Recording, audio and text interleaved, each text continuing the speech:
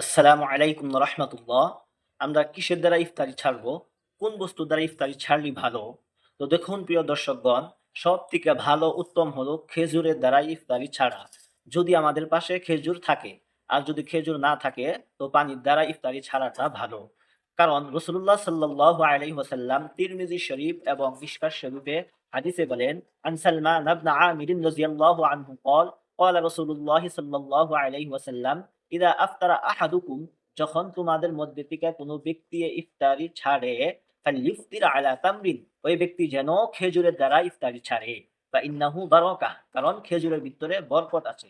এখন কোন ব্যক্তি আছে যার পাশে টাকা পয়সা নাই, খেজুর কিনতে পারে না, একদম দরিদ্র ব্যক্তি, ওই ব্যক্তি কি করবে? ফাইল্লাম তাজিদ তামরান, যদি কোনো ব্যক্তির কাছে খেজুর নাই, ফাল মা, ওই ব্যক্তি পানির দ্বারা ইফতারি ছাড়বে। ইন্নাহু তাহুরুন, এই জন্য যে পানি পাক করনেওয়ালা বস্তু, পানি অন্য বস্তুকে পাক করে। তো বন্ধুগণ, আমরা যখন ইফতারি ছাড়বো তো খেজুরের দ্বারা ইফতারি ছাড়বো, যদি খেজুর পাশে থাকে।